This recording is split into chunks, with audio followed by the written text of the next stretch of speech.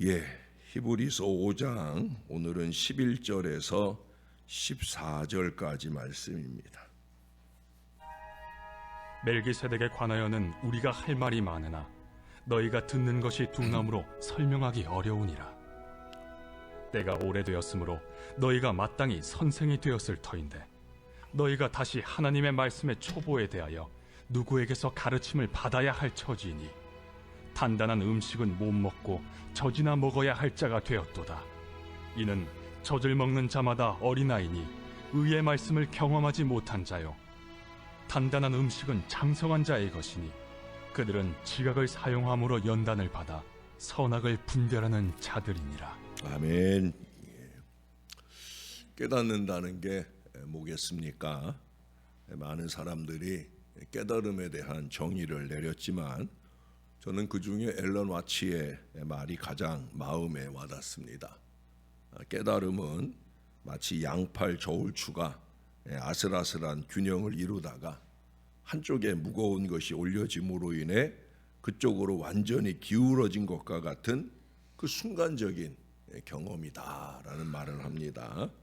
이쪽이 무거운가 저쪽이 무거운가, 이것이 옳은가 저것이 옳은가, 그러다가 눈에 확 띄게 한쪽으로 기울어지는 그 순간이 바로 깨닫는 순간이라는 거예요. 어떤 분이 목사님께 전화로 상담을 했어요. 지금 하고 있는 일이 너무 재미없고 힘들고 짜증나는데 어떻게 하면 좋겠느냐 하는 거예요. 이 목사님이 대답하기를 그럼 당장 때려치워 버리세요라고 말씀하셔요. 그러자 그 사람이 돈을 못 벌면 어떻게 삽니까? 월세는 어떻게 내며 아이들 교육비는 어떻게 합니까? 목구멍이 포도청인데요 라고 말합니다. 그러자 목사님 하시는 말씀이 그럼 계속 포도청을 위해서 일하세요 라고 합니다. 그 사람이 하는 말이 그 일은 마지못해 억지로 하는 것 같아요 라고 말해요. 그러자 목사님이 물어요. 그럼 뭘 하고 싶으십니까? 라고 물으니까 이 사람 하는 대답이 식당을 하고 싶습니다 라고 대답을 합니다. 그래서 목사님 뭐라고 그랬겠어요? 그럼 식당을 하세요. 굶어 죽을 염려는 없겠네요 라고 대답을 했답니다. 그리고는 더 이상 대화가 안 돼서 전화를 끊었어요. 자, 지금 하고 있는 일을 계속 할까? 아니면 식당을 할까? 그 균형이 한쪽으로 기울어지면서 식당을 해야겠다 하는 생각이 압도하는 순간, 그 순간이 바로 깨닫는 순간이라는 거죠. 이해가 되세요?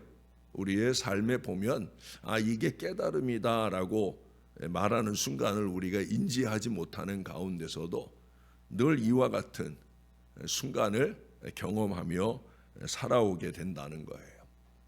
사도는 오늘 멜기세덱이라고 불리는 멜기세덱이 누군 줄 아시죠? 창세기에 아브라함이 아비멜렉을 구해오는 전쟁을 승리하고 돌아오면서, 아비멜렉이 아니죠 갑자기, 죄송합니다. 어떻든 그 전쟁을 승리하고 돌아오면서 그러면서 그 전리품 가운데 10의 1을 이 멜기세덱 대제사장에게 드리는 장면이 나와요. 그러니까 어떻게 보면은 대제사장의 원조요 역사라고 할 수 있겠죠. 11조의 역사도 거기서 처음 읽어볼 수가 있을 거예요. 예수님은 바로 이 멜기세덱의 반차를 따른 대제사장이다. 우리가 월요일 날 10절 말씀을 봤는데 하나님께 멜기세덱의 반차를 따른 대제사장이라 칭하심을 받으셨느니라. 예수님이 대제사장 되심을 말하기 위해서 멜기세덱을 끌어온 거예요. 이 멜기세덱의 반차를 쫓은 제사장직은 영원합니다. 구속자와 그의 직분에는 커다란 신비가 있지요. 기독교는 경건한 큰 비밀에 속한 것입니다. 그가 우리의 멜기세덱이 되신 그리스도에 대하여 모두 말할 수 없는 이유는 여기 12절에 11절에 뭐라고 그럽니까? 너희의 듣는 것이 둔하기 때문이다라고 말합니다.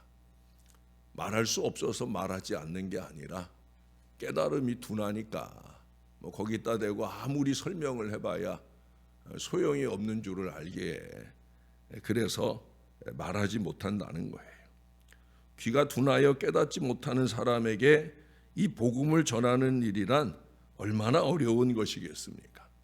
심지어 믿음이 다소 있는 사람 중에도 그렇게 귀가 둔한 사람들이 많이 있어요.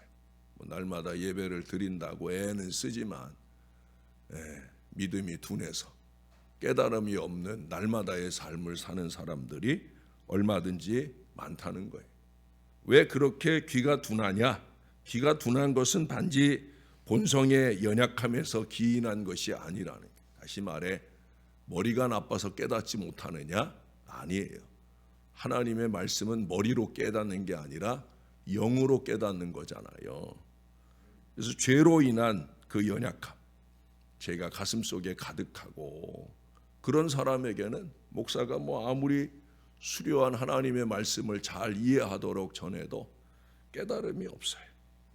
투기 또는 분쟁을 하고 있던 고린도의 신자에 대해서도 바울은 젖을 마시게 하지 않으면 안 될 그 갓난아이, 육의 사람이라고 탄식하는 모습이 고린도전서 3장에 나옵니다. 성장하지 않는 것은 요컨대 속에 병이 있기 때문이라는 거예요. 죄의 뿌리가 숨어 있으면 성장할 수 없는 거예요. 깨달음이 없으니까 성장함이 없는 거죠. 신앙이라는 게 뭐예요? 자꾸 하나님의 말씀을 받고 그 말씀으로 깨닫고 나의 삶을 변화시켜가는 그 영부림이 강하게 나타날 때 그게 신앙이 자라는 거고 믿음이 있는 거예요. 저는 자주 자신 있게 여러분에게 말씀하잖아요. 오늘의 말씀이 그걸 증명해 줍니다. 신앙은 절대 연륜과 관계된 것이 아니다. 얼마나 오래 교회 다녔느냐, 얼마나 짧게 교회 다녔느냐, 그거하고는 아무 상관이 없는 걸 저의 긴 목회 여정 중에 얼마든지 느낄 수가 있어요. 이 보세요. 이들은 다른 사람의 선생이 될 수 있을 정도로 잘 가르침을 받았으며 그런 수준에 올라 있어야 합당하다는 거예요. 그러나 안타깝게도 너희가 다시 하나님의 말씀의 초보가 무엇인지 누구에게 가르침을 받아야 할 것이니 라고 말씀을 합니다. 이 하나님의 말씀 가운데는 평이하며 꼭 알아두어야 하는 초보적인 진리도 들어있고요. 또한 깊고 장엄한 비밀도 들어있어요. 교회 안에는 영적으로 장성한 자와 어린아이가 있습니다. 아까도 얘기했지만 그것은 교회를 오래 다녔느냐 짧게 다녔느냐의 문제가 아니에요. 이건 제 얘기가 아니라 오늘 12절에서 이 히브리서 기자가 하는 말씀입니다. 또 복음에는 젖과 같은 부드러운 것도 있고 단단한 식물 같은 것도 있어요. 그것은 복음 자체가 그렇게 되어 있는 게 아니라 그 복음을 대하는 우리의 마음가짐이 어떠하냐에 따라서 그것이 결정되어지는 거예요. 영적인 어린아이가 되어서 말씀을 잘 소화시키지 못하는 사람에게는 젖과 같은 말씀으로 먹여야 합니다. 그리스도는 자기의 영적 어린아이를 책망하시지 아니하고 오히려 섭취하기에 적당한 그런 음식물을 준비하시죠. 아니 준비하게 하시고 또 전하게 하십니다. 또한 장성한 자를 위한 단단한 식물도 있음을 14절에 말씀합니다. 기독교의 더 깊은 진리는 더 높은 수준의 신자들이 배워야 될 것입니다. 우리 교회 수요일 예배를 성경 공부 예배로 10년 동안 드려왔고요. 앞으로도 마찬가지. 하나님의 말씀은 깨닫고 또 깨달아 가야 되기 때문에 그래서 끊임없이 말씀을 배울 거예요. 오늘부터는 우리가 신구약 66권의 말씀을 공부하는 수요일 저녁을 지나게 될 겁니다. 이번엔 좀 영상도 중간중간 보면서 제가 부족하게 여기는 부분들을 쉽게 깨달을 수 있는 그런 영상도 함께 접하면서 그러면서 성경 전체를 좀 꿰어가는 은혜로운 여정을 살게 되어질 겁니다. 모든 진실한 그리스도인은 이처럼 풍부한 자양을 공급받아야만 됩니다. 하나님의 말씀은 은혜로운 생명의 양식이요 자양분이기 때문입니다. 본능적인 지각과 마찬가지로 영적인 지각도 있어요. 영혼은 육신과 마찬가지로 지각을 갖고 있는 거예요. 이 지각이라고 하는 것은 죄로 인하여 상실되기도 하고요, 또 은혜로 회복되기도 합니다. 이 영적인 지각이 회복되어질 때, 은혜를 받을 때 선과 진리의 달콤한 맛은 더욱더 강하게 느껴질 수 있고요, 또한 거짓과 악의 쓴맛을 강력하게 느끼며 거부할 수도 있는 거예요. 사랑하는 여러분, 깨달음이 깊어지는 은혜 받는 신앙이 되시기를 주님의 이름으로 축원합니다. 어느 추운 겨울에 한방눈이 몹시 내리는 성탄절 날이었는데 신앙심이 깊은 남편을 따라 성탄 예배를 드리고 집으로 돌아가며 아내는 계속해서 의심을 토해냈어요. 어떻게 하나님이 인간으로 오실 수 있는가? 난 아무리 믿으려 해도 믿을 수가 없어요 라고 말하자 남편은 그 의심하는 아내에게 계속 설명을 하려고 애를 썼지만 소용이 없어요. 근데 집 문 앞에 이르러 이상한 광경이 시야에 들어왔어요. 참새 몇 마리가 눈이 너무 많이 쌓여서 그 먹이를 얻지 못해가지고 집 문 앞에서 비실비실대고 있는 거예요.